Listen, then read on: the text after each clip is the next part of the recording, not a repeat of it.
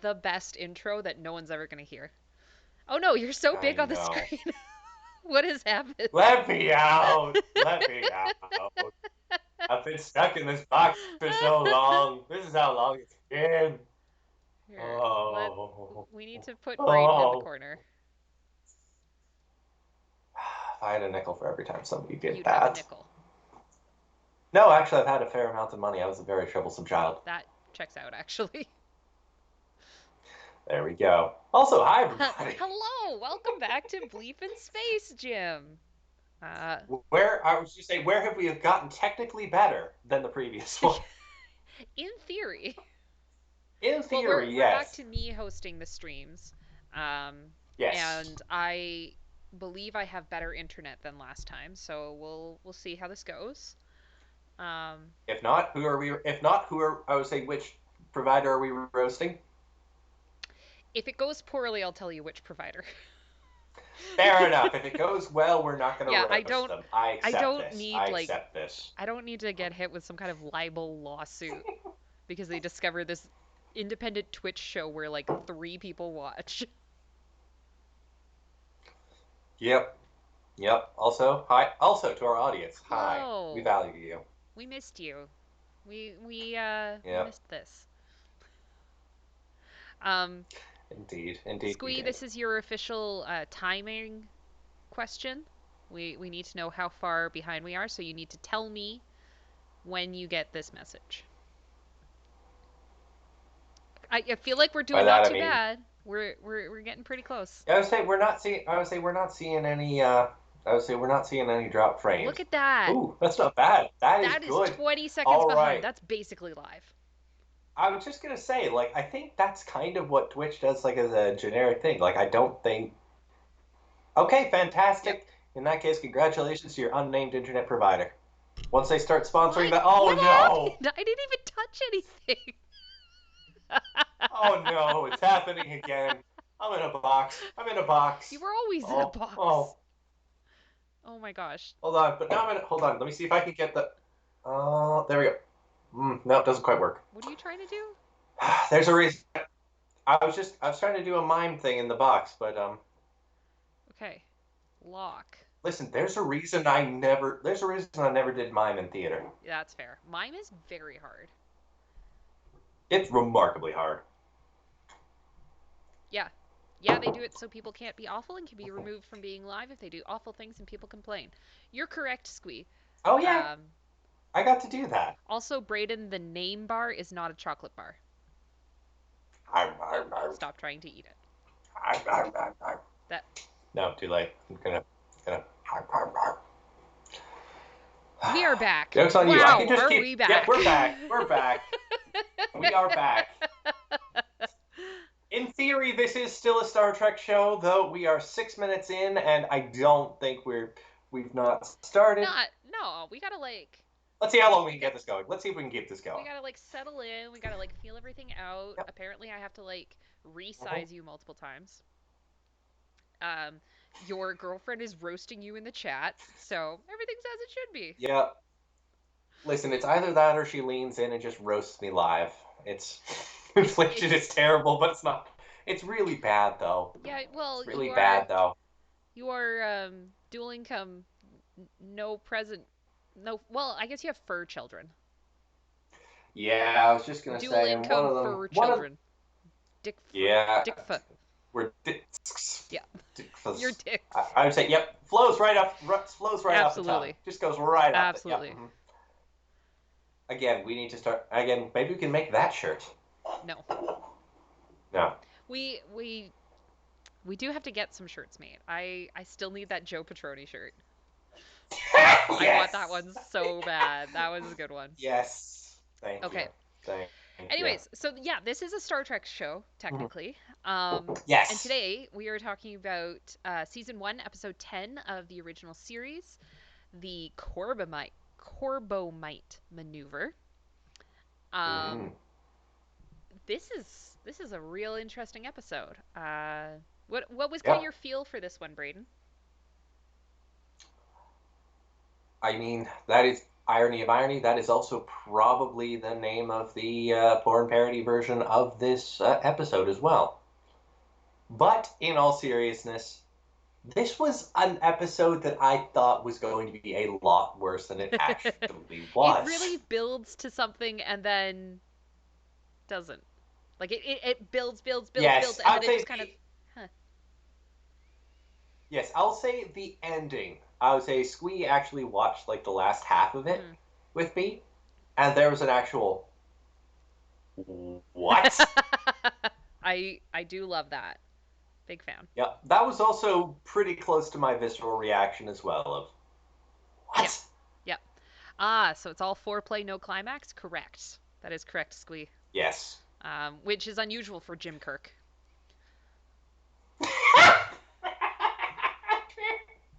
Okay, come on. Come Quebec's on. Quebec's third or fourth favorite song. Third or fourth? Wait, wait, wait, wait, Third or wait. fourth. Wait, wait, wait. Where does he rank behind both Trudeaus? Oh no.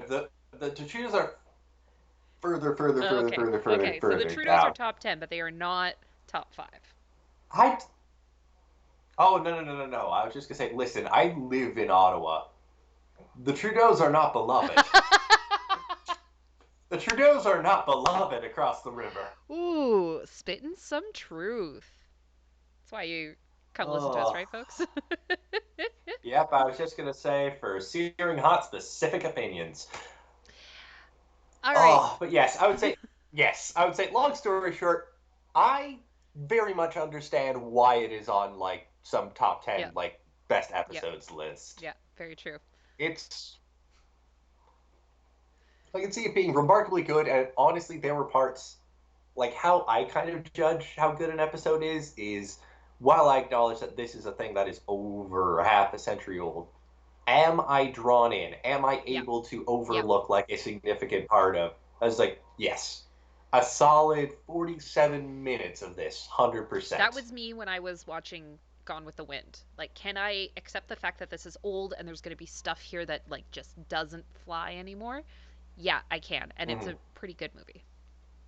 It's Mm-hmm. worth watching once, but it's 4 hours long, so buckle up.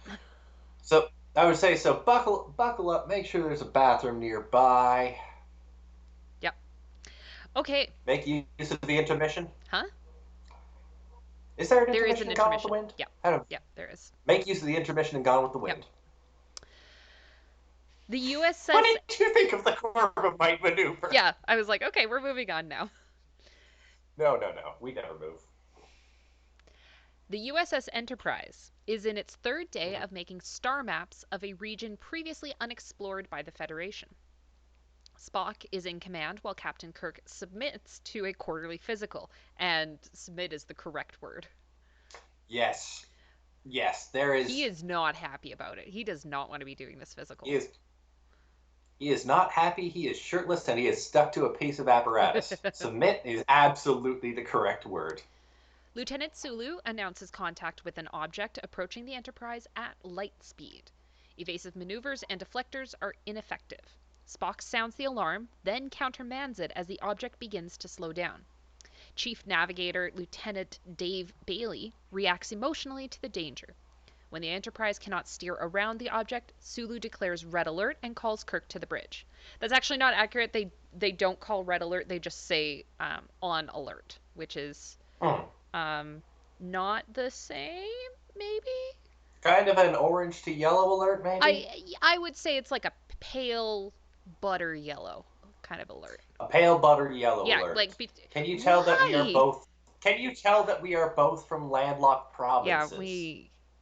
Pale butter yellow alert. I will say just like kind of one thing before we get past the beginning. The thing that I wrote down about like Captain Spock, like He just is for that still a hot second is lieutenant, but yes. I would say I wrote Captain Spock in there, but yes, your point is acknowledged. I think he'd have a mutiny within 24 hours.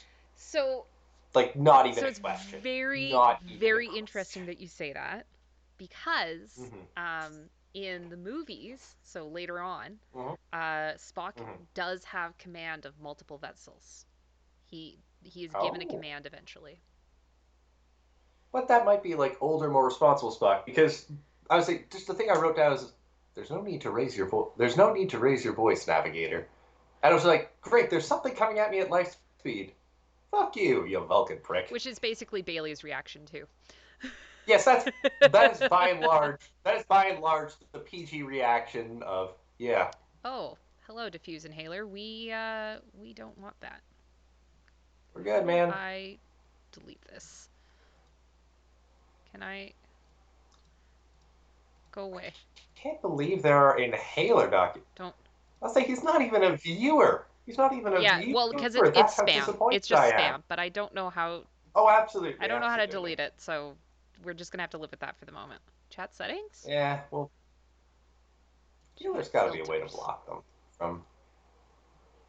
Uh, you know what? I might do this later. Yeah, we'll block them Yeah. later. Yeah, you're right, Squee. I am big enough for spam. Mm-hmm. Um. Nope, I love that. Keep that hair flip. Keep that hair flip. So the Corbomite maneuver was directed by Joseph Sargent, written by Jerry Soule, music by Fred Steiner, and cinematography by the one, the only Jerry Finnerman. And it originally aired. The fin. Hmm? The The fin. Fin. Uh, The it fin. originally aired November 10th, 1966. So we've got just a couple guest stars that are important to note. We have Anthony Call, who played Lieutenant Dave Bailey, and we got our boy Eddie Paskey. He's in it again. Eddie There's Basky. a ton of like background guests, and I didn't feel the need to list all of those actors, but like this Yeah. is a very crew heavy episode. We see a lot of different crew. Mm-hmm. And the most important guest stars, we've got Clint Howard as Balak, and we have Ted Cassidy as the voice of Balak. Now let's hold off We'll get to discussing that. that until we get there. Mm-hmm. And this was the first regular episode to be produced, so they had produced the two pilots, and then this was the next one. It was supposed to be aired Oh. as the third episode, but it kept getting held back because of the special effects and the miniatures. They weren't ready, and it just Mm. wasn't ready to go out essentially, which is why it's the Mm. 10th episode. Fair. The reaction shot of Sulu looking back at the captain. You, Brayden, may not recognize it, but it is a very, very common shot that gets used a lot. And this was the first episode that it was filmed for, and then it gets reused throughout the whole season. Okay. Um, and this was also the first time that the Enterprise fired her phasers, that we saw pointed sideburns on the men, and regular episode that we had. Well, it was the first filmed episode that had Uhura and Yeoman Rand, as well as McCoy. And there's a few costume things about this one. I felt like that was a little too niche to talk about, but it is very interesting. And this episode was Okay. nominated for a Hugo Award in 1967. You know what? I can see Yeah, that very yeah, much so. definitely. Yeah. I don't know who won it, but definitely deserved the nomination. Absolutely. All right, Act 1. Mm-hmm. Captain's Log. Stardate 1512.2. Squee wants me to talk about the costumes. I'm not talking about the Talk costumes, about the Squee. costumes. You know what, Squee? You and I will have a phone call later and I will talk about it. On our third day of Your star mapping, audience. an unexplained cubical object blocked our vessel's path. On the bridge, Mr. Spock immediately ordered General Alert. My location, sickbay. Quarterly physical check. In sickbay, Dr. McCoy continues Kirk's physical, writing his results down on a pad, though McCoy sees the red alert. Kirk scolds McCoy for not notifying him, but McCoy is pleased to have completed an examination on the usually unwilling Kirk. What am I, a doctor or a moon shuttle conductor? If I jumped every time a light came on around here, I'd end up talking to myself. Which is very funny because McCoy says that to himself. Oh God, I forgot about Yeah, that. yeah, he talks to himself while he jokes about talking to himself. And yep, just sort of. Yeah. Mm-hmm. Um, On the bridge, Bailey interrupts Spock, then defends his emotional reaction earlier, noting that he has an adrenaline gland. Spock has a dry retort, asking Bailey if he has considered having it removed, and Sulu good-naturedly teases Bailey of the risks of crossing brains with Spock. Which I really liked that. I liked that Spock went, um, that sounds very inconvenient. Have you considered having it removed? As though you're Mhm. talking about, like, I have a crappy door and I need to get the Yeah, locks redone. Have you considered having it removed? No, actually. absolutely. Just no. That seems no. I would. Have we got? I would say, speaking of briefly costumes, have we gone over Shatner's entire? I would say Kirk's entire willingness, just like, no, no, no. This is important enough that I'm not going to put on the shirt. I'm going to wear it gently around my And he neck. carries his boots the whole way through the Enterprise, too. Yep. Yeah, he doesn't actually get dressed until he. I don't know why Brayden keeps changing size. I'm sorry. Just pretend it's not happening. Um, Yeah. he walks through basically the whole ship and like gets into the uh, turbo lift and is like, "Do I have time to go change?" And he basically assumes that he does. Yep. I would say it just yeah. You can put on your boots. You can put on. It does not take a long time to put on a shirt, or even just change. Nah, that's fine. It's He fine. worked hard for that body. He has to show it off. That's fair. He's Quebec's third or fourth favorite son, and he's going to and he's willing to show that off. I want to know who Quebec's Mhm. first and second favorite sons are. Rocket Richard. You know what? Yep. There is a statue right across the river from where I What work. about Rennie Levesque? How do they feel about Rennie Levesque? Depends on what he said recently. He might be dead. Let's I find am out. Googling. Yeah. Do you have anything you want to say about the beginning of this episode while I look up Rennie Levesque? Yes, absolutely. I would say again, like just sort of on the shirtless Shatner going all the way across. I would say all the way across the ship into the hyperlift. That is a level of Rennie confidence Levesque is dead. I'm unsure that I want. René Levesque is dead. Rennie All Levesque right. died in 1987. Also, Rennie Levesque was born. So he probably hasn't said much lately. Rennie Levesque was born in New Brunswick, so So, all so he right then. cannot be Quebec's. He cannot be Quebec's favorite son. He could be adopted. He could be adopted. He could be the favorite adopted Sure, one. I think that'll work. Anyways, sorry, continue. It is a level of confidence that I'm not sure I want. And also, getting into an elevator partially closed. That is a very particular decision. At least for me. Again, as somebody who takes an elevator pretty much every time I have to go into work, I feel the urge to put on at least another layer whenever I get in there, I let alone I remove one. don't blame you, but I will say, as someone who pre-pandemic frequently went to the gym, there would be times where it was just Mhm. like, you're not really clothed and you're just gonna go. Yep, fair, fair, fair. Um, As a not gym goer, I can respect your life choices, but I cannot share that life experience. you sound like my bigot coworker trying to be nice about the fact that I'm LGBTQ. I respect your life choices, No, but I I was cannot just agree with them. Well, then you don't respect them. Simple as that. yeah, fair enough. Listen, I do body weight exercises, and that's Hey, fine for me. whatever works. My 6 feet tall and You're 240 6 feet pounds of tall. yeah. I appreciate that. That's the I. stunning part for you. That's. I'm like, no, you're not that tall. I hunch. I don't know what to tell you. The bridge crew analyzes the object as solid and of unknown composition, 107 meters on each edge, and almost 11,000 metric tons in mass. Scott cannot say what propels it or allows it to sense and react to the movement of the Enterprise. McCoy has no analysis of it either. Attempts to communicate with it fail. Bailey says, "We've got phaser weapons. I vote we blast it." At that, Kirk gives him another reminder of how things work on the bridge, retorting dryly, "I'll keep that in mind, Mr. Bailey, when this becomes a democracy." Favorite line of the episode. So good. Not It's even so close. good. Not even Because, close. like, it's not. Actually, Bailey, you do not have the right to say these things. Oh, Squeeze calling you out. She says that your doctor said you were no longer 6 feet tall. 5'11.5". It's fine. I round up. It's all I have, Haley. It's all I have.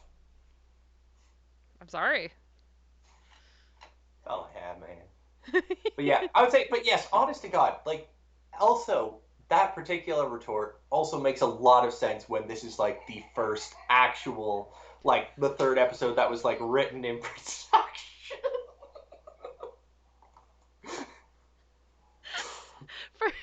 It's interesting seeing a live studio audience. For those that couldn't figure out what just happened, Squee is in a different room in the same house as Braden, and we could hear her laughing.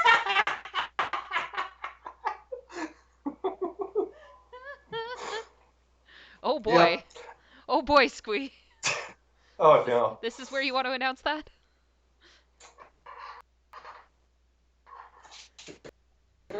It seems so. Oh, she's on a different floor. She's not even in a different room. She's on a different floor.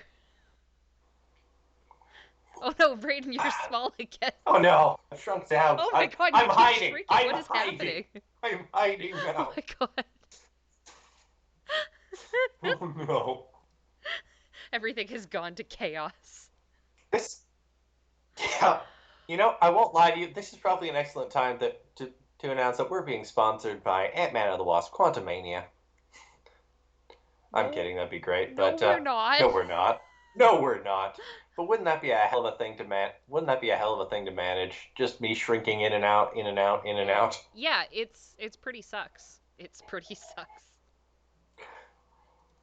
It is pretty sucks.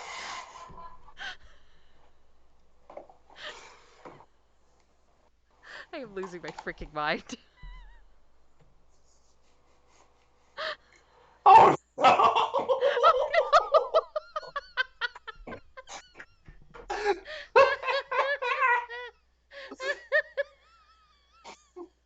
Oh my god. Why? Why?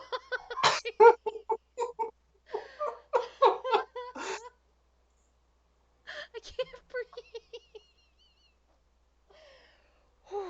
Okay.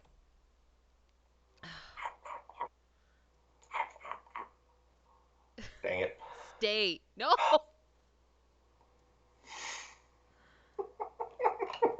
Stay. Oh my god. Okay. Maybe this will stay. Maybe it won't. We'll find out. Yeah, we'll all find out together. Okay. So yes, I'll keep that in mind, Mr. Bailey, when this becomes a democracy.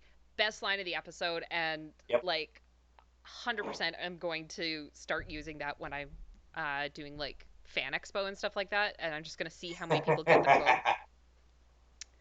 Do it to Shatner. Do it to Shatner. No. He doesn't deserve that, or that would absolutely get you shit canned. Both. Both fair enough. Both is good. Both is good. I'm really glad the comedy of you just like exploding into the screen. Exploding, shrinking, exploding, shrinking. What do you mean you can't see me? I'm there. Oh, Braden is trying to steal the show. Yeah, correct. He is. What a spotlight hog. Classic Braden. Well, she wasn't there earlier when you took over all the screens. All the screens. Hi, Specs. Yeah, no, I was just gonna say, Specs. It's just. This has been happening for the past 20 minutes. I'm happy to see you. That's it. Yeah. Also, yes, that has also been happening for the last 28 minutes. We've gotten through the first 5 minutes of the episode. Yeah, we're 28 minutes in. We've been a little distracted tonight. Okay. So Specs, pound some coffee. Pound some coffee. Pound some coffee. We're going until midnight our time. Well, our time. My time. I don't want to go that late. We'll see. We'll see. Okay. So Mhm. yeah, Bailey basically is starting off on the wrong foot in this episode. Yep. 18 hours later, the department heads assemble in the briefing room. Spock concludes that the object is either some kind of boy or flypaper. Kirk and Spock agree that sticking around would convey weakness. Bailey misinterprets the talk as an order to prepare phasers and starts to issue an order to the phaser gun crew. When countermanded, he begins to defend his action. Um, this is a very interesting scene that I want to break down a little bit because Spock has analyzed it and said either we're in a trap and we're going to be stuck because that's what flypaper is. It's basically sticky paper that the flies stick to. Um, I didn't know how else to phrase Mhm. that. um, I mean, that's kind of the only way to phrase it, to be honest with yeah, you.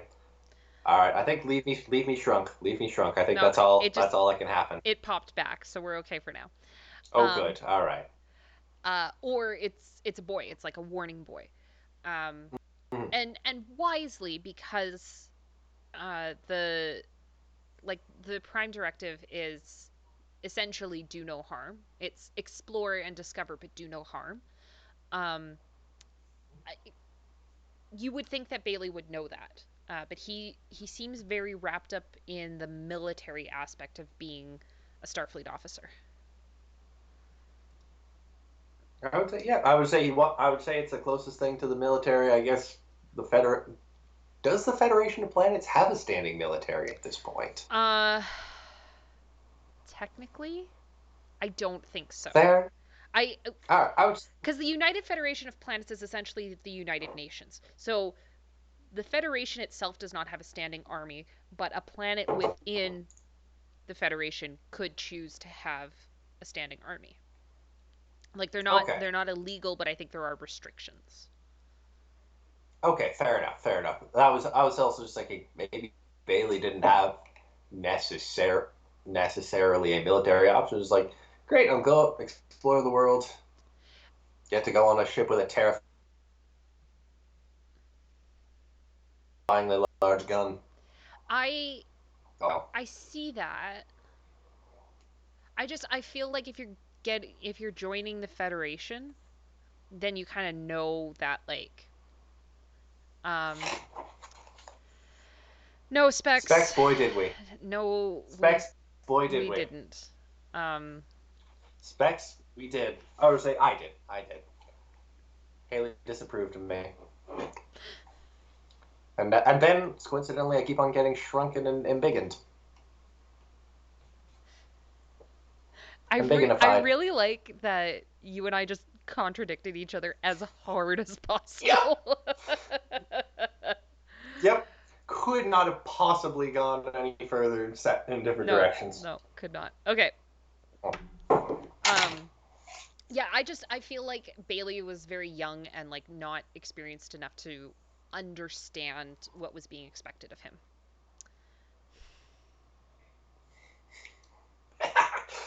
I will now, Specs. Always going and coming and coming and going, and always too soon.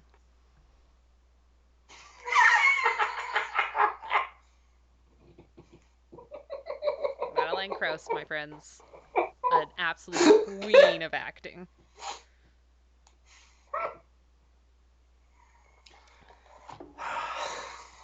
All right, gonna let Braden get his giggles out. Sorry. No, it's fine. I'm not making you. All right, we're good.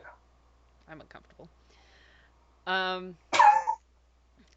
So We're no longer good. Bailey starts to arm the phasers. Kirk instead Mm. orders Bailey to plot a spiral course away from the object. The course is executed at speeds increasing from 0.25 to warp factor 3, but the object stays with the Enterprise, begins to emit lethal radiation, and closes with the ship. When it is within Mm-hmm. 51 meters, Kirk orders fire from the main phasers, with Bailey hesitating until Kirk repeats himself. The object is destroyed, but the Enterprise is rocked hard by the resulting shockwave. This was the first. No, Sorry, I would please, say please, go. please. This was the part where I was genuinely like basically with the, I would say with again just like the commands coming from the bridge and just sort of the response in and just it's slowly closing in. I was drawn in by Yeah. this. Judging, I would say it even just genuinely the buoy is for all intents and purposes what looks a bit like three different like gobos, like three different colored like You're not gobos. wrong. Like that is a joke for 50%. That is a joke for 50% of Yep, our audience. sure is. I was like, and again, just that super specific thing. I was like, I was drawn in. Like this was like It's scary. almost an edge of my seat, sort of. Yeah. Yes, And radiation, man. and it should be. It has that heightening that Star Trek. Okay, you want to know who taught us what a gobo was, Squee? Fucking April Vitsko. Um, you took 222, right, Braden? Nope, Cool. wasn't allowed in. It's No, I mean, sorry, like they didn't have room for somebody that wasn't a okay. drama Okay, major or that makes minor. sense. That makes more sense. Anyway, so it does this heightening thing really, really well that Star Trek has always been good at to like just Mhm. add things on and on and on, and like it gets very stressful very quickly, and that's what puts you on the edge of your seat. That's what makes you want to know what's happening next, what could possibly be happening next. Um, and that's the beauty of Star Trek, in my opinion. Mm-hmm. Oh no, absolutely. Like again, for a show that is over half a century old, that Yep, stuck. Like that yep. stuck. Also, going back about 5 minutes, Specs, don't you dare apologize. Never apologize, Specs. Um, Never apologize, Specs. No, don't take that too that was far. weird. Hold on. Specs, don't you dare you apologize. why did you shrink right as that happened?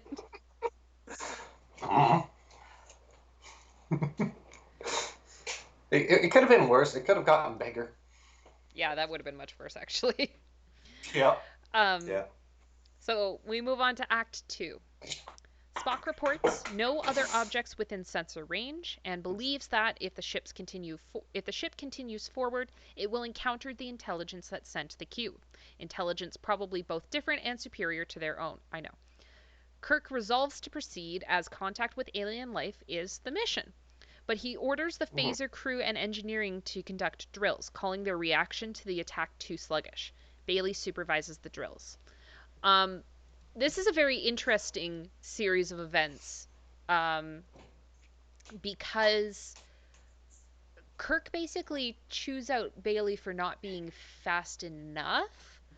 Mhm. When previously he was like, "No, you're on too much of a hair trigger," um, and I'll get to it in a second. But McCoy questioning Kirk is also a very interesting exchange because we as the audience have very little to no experience with Bailey. We don't know who he is. He has a lot of backstory that's just Mhm. really not explained. Really, it's just sort of one big exposition dump that's kind of around here. Yeah, yeah, it's in this Act 2-ish area that it Mhm. we get a lot of like semi exposition for Bailey, but not in my opinion not quite enough. Because I don't know why I care about him. Yep. And really, just kind of at this point, he's more a continuance of whoever sits next to Sulu is inevitably going to turn into a shithead. Just wait till season 2. Oh, good. I would say, all right. So I'm getting the trope in now. I'm getting the trope in now. Okay, okay. That's good to know. In anything else? Sorry. Um, but I mean, aside from the slasher horror movie logic of yeah, let's keep going. Let's keep going after the thing that sent You out a gotta. buoy that really almost killed us all.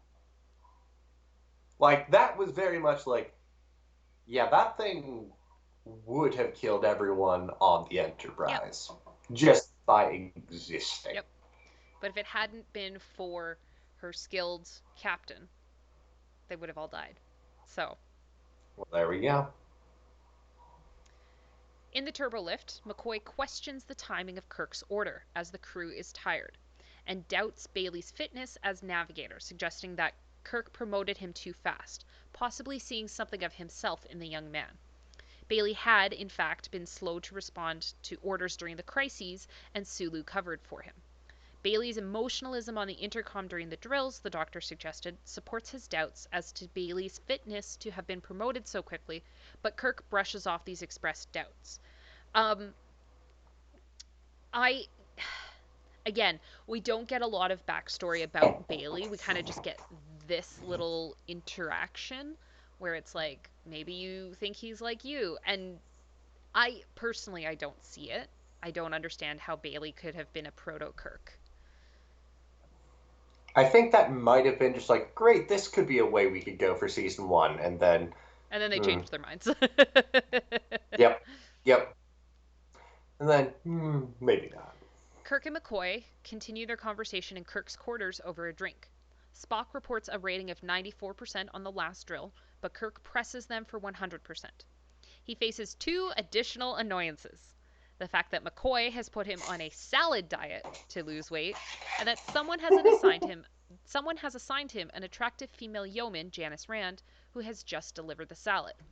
Okay, so this is a thing that we have to break down a little bit, because we as the audience at this point have seen Janice Rand for the past 7 episodes. We know she exists. We know she's there.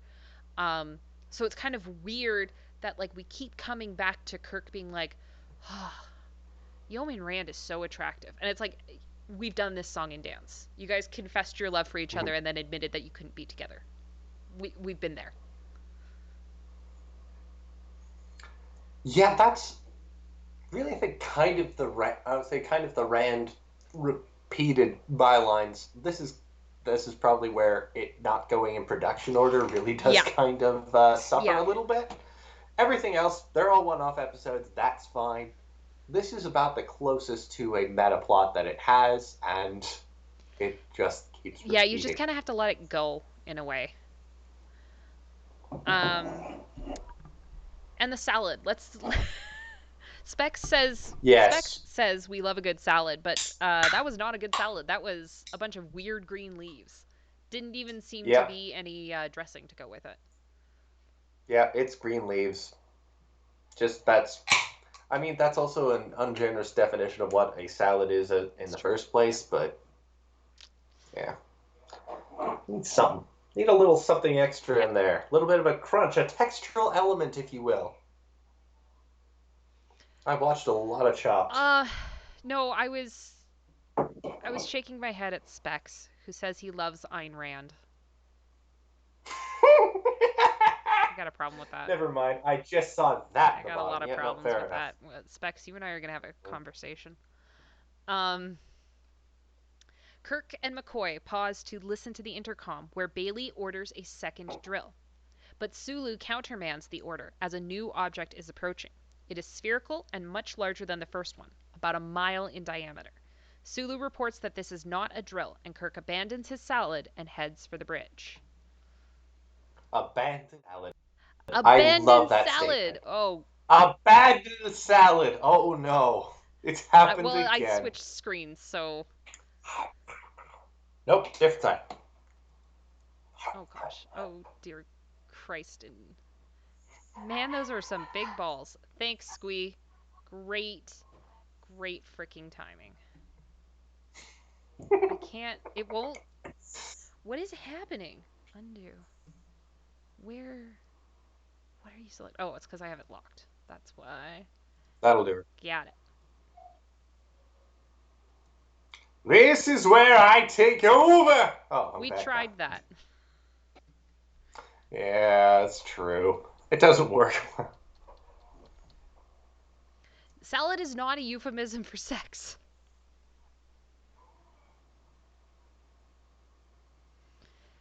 What have you been feeding I him? don't. Well, he's been feeding himself. Everything Well, in starters is a euphemism for sex. Things I've learned today. yeah, Um,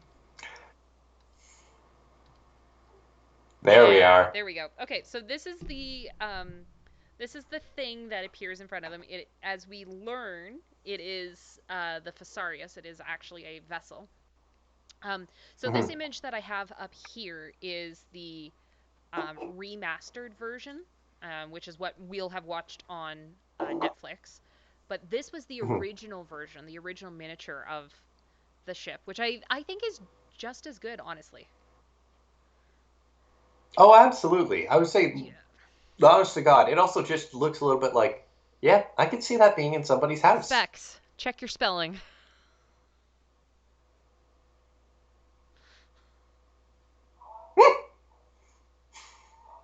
I am. I can't. I can't. I like. There's herding cats, and then there's whatever the hell this show has become. Just imagine how much more chaotic it'd be if we had more than three Yeah. viewers. Yeah. Just a little bit more chaotic. Um. Yeah. So I just thought like the original was really well done in itself, and then you get like Hmm. the Enterprise. Um. And do I have? Yeah. And then you get the Enterprise like going into it. So. Mhm. Um. I'm so sorry for what this may end up turning into for you, Haley. I have a. I need to rethink some relationships in my life. Um. As the object comes onto the view Nerds. screen, Kirk cuts speed to warp 2. A hard tractor beam grabs the Enterprise. The engines overload, and Kirk orders a full stop and orders phaser crews to readiness. Kirk orders Bailey to decrease the main view screen magnification. Sulu does so when Bailey doesn't hear him or perhaps froze at his station. Kirk orders Uhura to open a hailing frequency and starts to offer a greeting, but Bailey detects a message on the navigation beam, which is really interesting. Specs, if you leave, I'll Oh be no, very absolutely. upset. Do not leave. You're here. You You're have to sticking with watch the us. whole thing. Um, You have to finish. the message identifies the sphere as the Fesarius, the flagship of the First What's that? Federation, and the speaker as her commanding officer, Balak. Complains. Balak claims the Enterprise and her crew have shown their hostile intention by ignoring the cube, a warning buoy, and furthermore by destroying it, and says the Fesarius is now considering their disposition. When Kirk tries to explain to Balak, exceptionally powerful sensors invade all Enterprise systems. Balak refuses further communication from the Enterprise and says he will destroy her if she makes any move. When Kirk launches a recorder marker, Balak destroys it and declares that the Enterprise must be destroyed, giving the crew 10 minutes to make death preparations, assuming they have a deity or deities. When McCoy tells Kirk that Balak's message was heard throughout the ship, Kirk addresses a calming and optimistic message to the crew. Um, so yeah, they come up on this big ol' not a moon. Yep. I think this is the first time where they very well could have said, That's "That's no moon. yep, yep, That movie wouldn't come out for another 10 years. yep." Uh, I guarantee you, George Lucas was watching oh, this. definitely, I guarantee you, definitely, not even a question. yeah. Um, yeah, this is a very interesting series of events because we get Bailey frozen at his station. We get an alien life force that says that they're not going to take the Enterprise seriously and that they're not going to release the Enterprise. And then we get Kirk basically having to calm his crew down and say like, no, no, no, we're not gonna die. It's not gonna happen. This is kind. I would say this is also like makes a super great kind of theoretical third episode because a lot of the Enterprise and like the Prime Directive is assuming that the United Federations would have the superior firepower. Mm-hmm. Superior, I would say, it just like has a relatively peaceful, more primitive civilization, not just somebody who can absolutely fuck them up with just like, oh great, here's our satellite navigation. They beat up the little brother, and now the big brother has shown up. Yeah, essentially. It's always a bigger fish. Yep. Yep. How many more Star Wars references can Haley throw into an episode about Star Trek?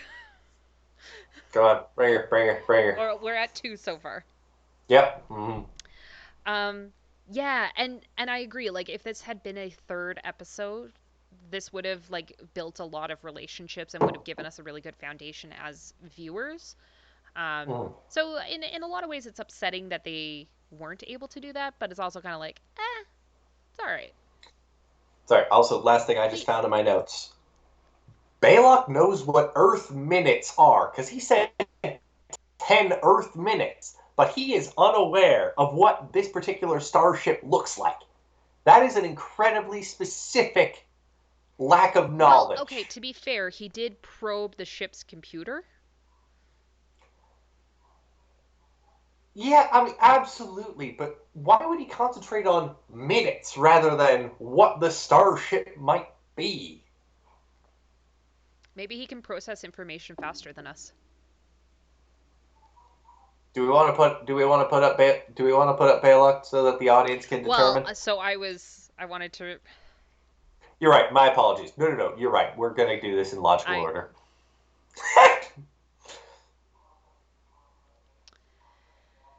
Kirk signals to the Pesarius that the Enterprise will return the way it came, but all engine and weapon power is drained.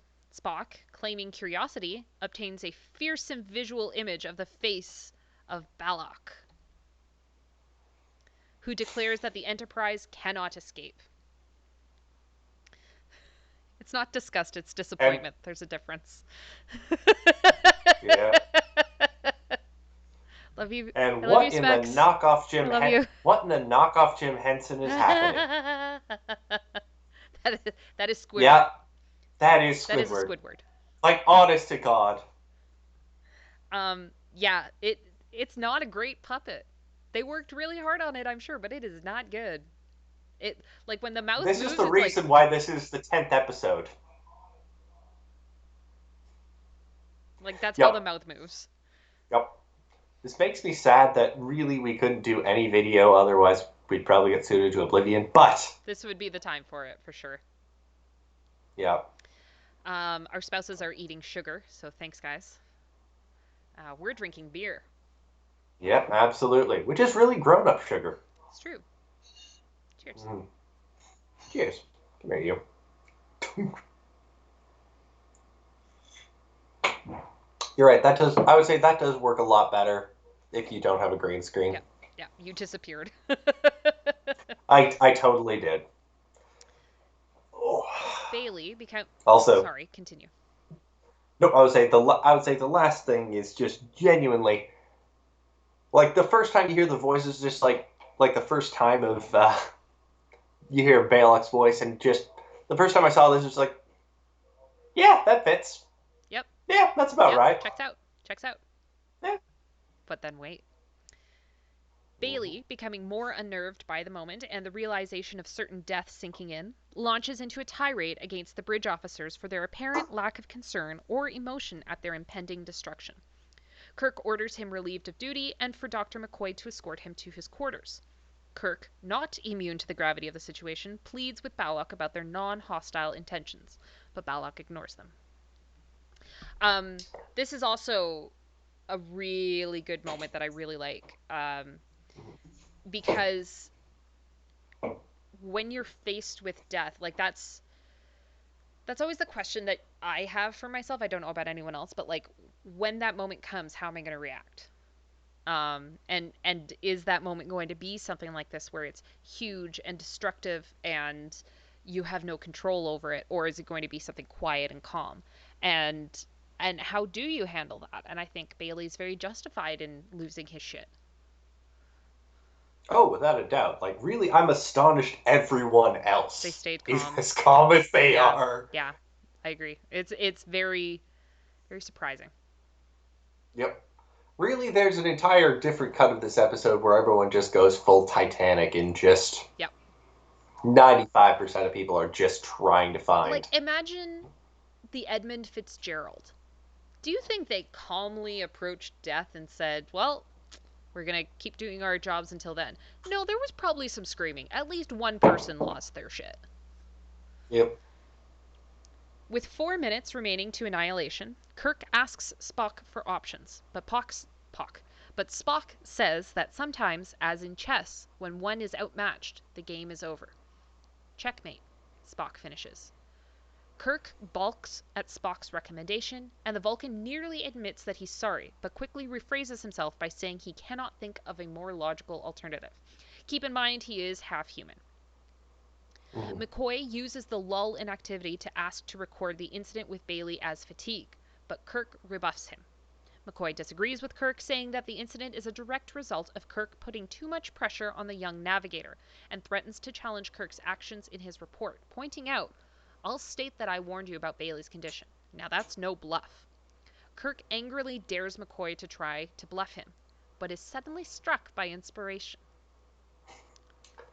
Drawing not... See, Yeah?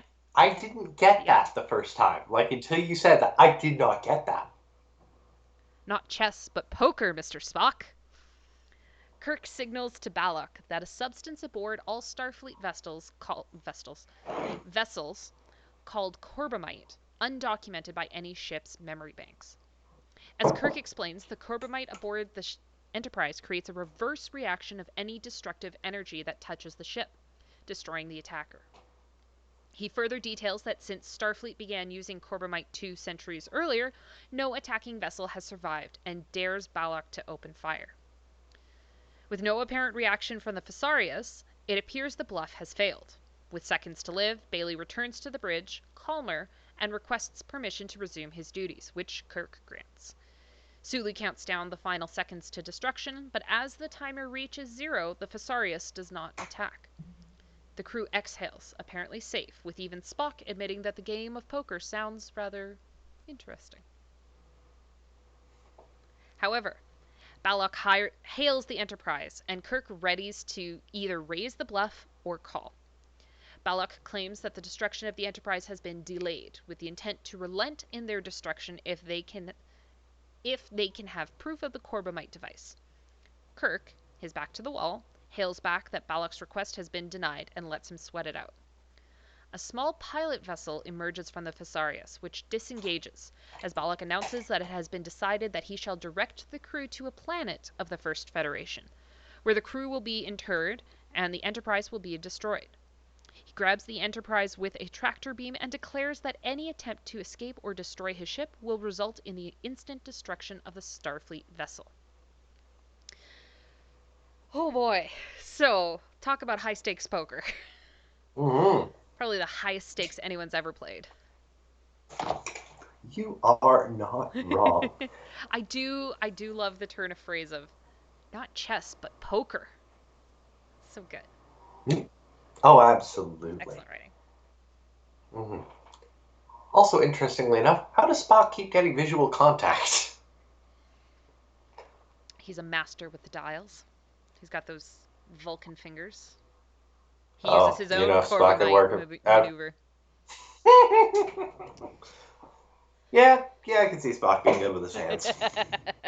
Yeah, I feel like Spock would be very good at foreplay. Oh, absolutely. Just wait until episode 1 of season 2. All right, then. Also, just a thing that I realized is just kind of Janice Rand. Uh-huh. I would say it also makes a lot more sense now that I realize this was supposed to be episode 3. She phaser zaps Hot hot coffee. coffee. Yep. The original hot coffee mod. Yep.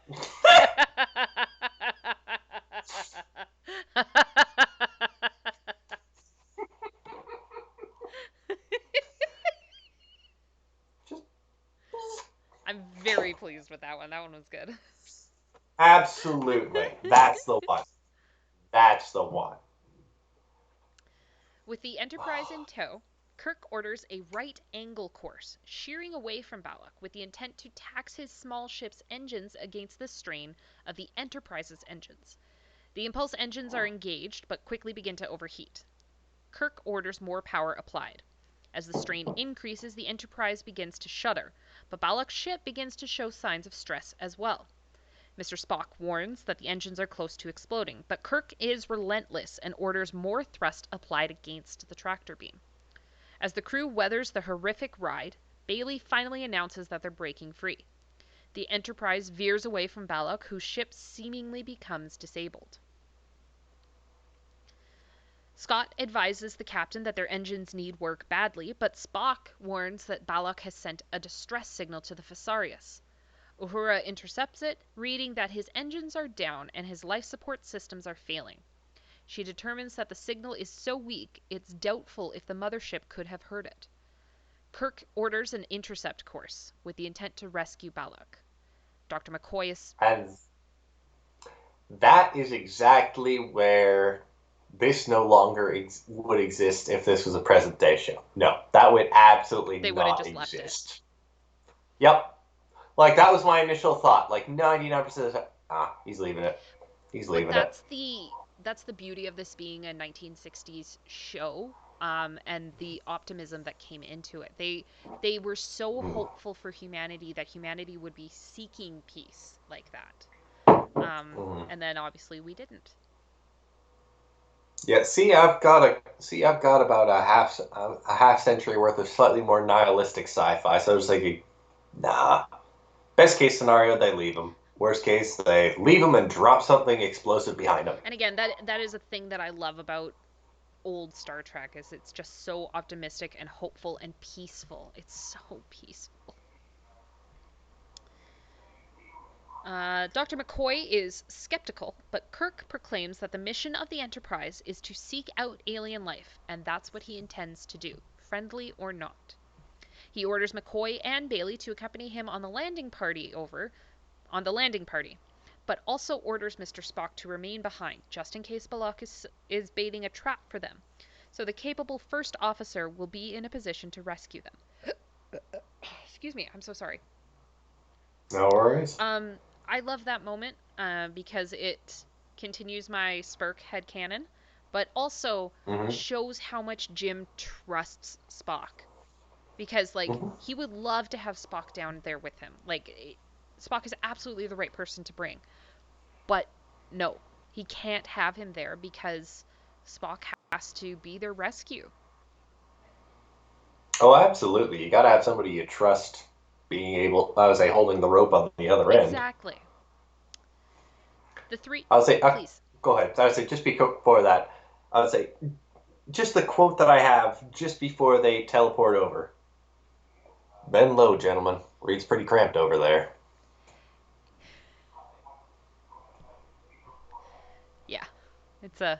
That irony of ironies, that also stays within the porn I would say that line stays in the porn parody of this episode.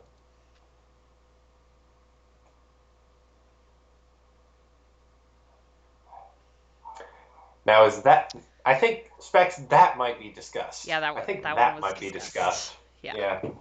Yeah.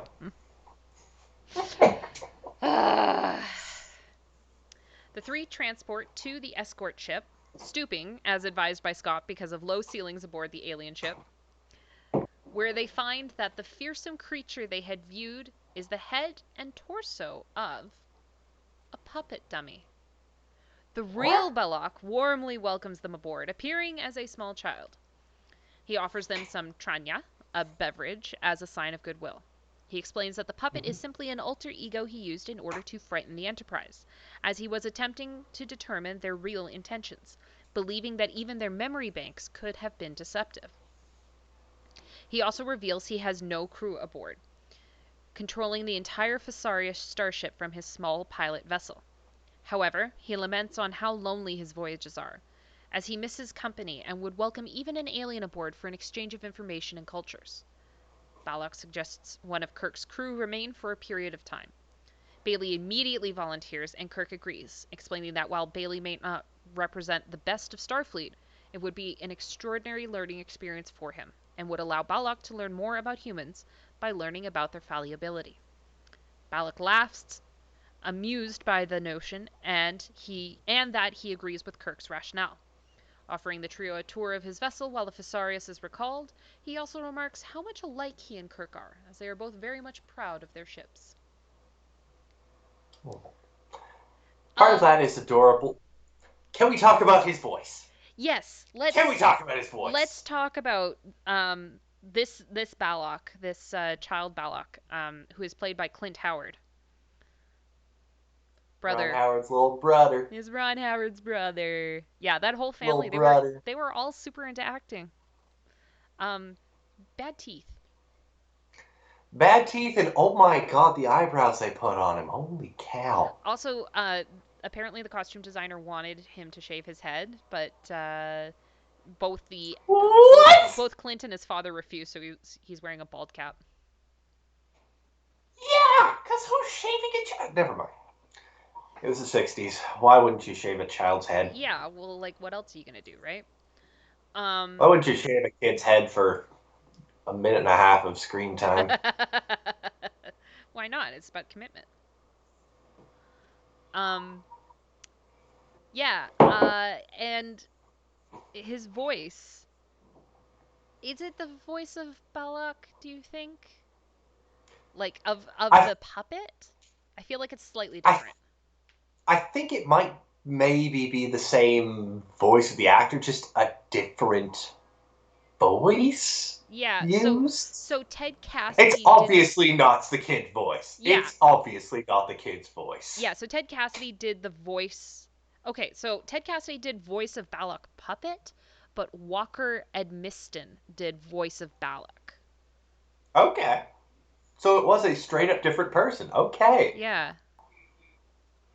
Cause it Oh, Edmiston had a puppet show on KTLA. yeah, right, His fair voice enough. was heard on the I puppet could programs The Buffalo Billy Show and Time for Beanie. yeah, all right, I can see that. I can because there's very much an element of Yeah, this. yeah, yeah. um, what do you mean, why Squee? You couldn't use a child's voice for that character. That would not have gone well.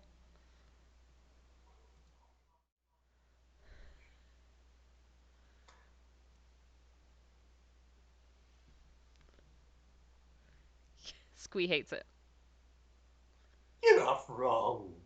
You're not wrong, Squee. You tried. But yes, Uh, I had a nickel. But yes, the terrifying laugh, and I think I would say I have. Yep, yep. And I would say, honest to God, I would say the kid was 100% right, or I would say the voice actor for actual Baylock was right on with the kid's yeah, like yeah. mouth movements, So dead on. I don't know how they filmed it. I don't know if they filmed in person and then dubbed after or what, but like total sync. I was very Mm. impressed. Yep, I think that's what made it more disconcerting for me. It's just like there wasn't any. Okay, the lips are moving slightly off, so I can just sort of rationalize this as a different thing. And just Yeah. like, oh no, this is far too. Yeah. Yeah. No bueno. No Mm-hmm. bueno. Yep. Um Hmm. so that's this episode. Like I said at the beginning, I felt that there was a lot of build to kind of no payoff. To Clint Howard. To Clint Howard. To Clint Howard. Okay, next thing to Google is Clint Howard still alive? All right, I'll Google first. I'll Google as No, I well. got it. Oh god. Yeah, it's just to say, don't do that. Come on now. No. No. Brayden, you need to Google Clint Howard. Okay. Oh.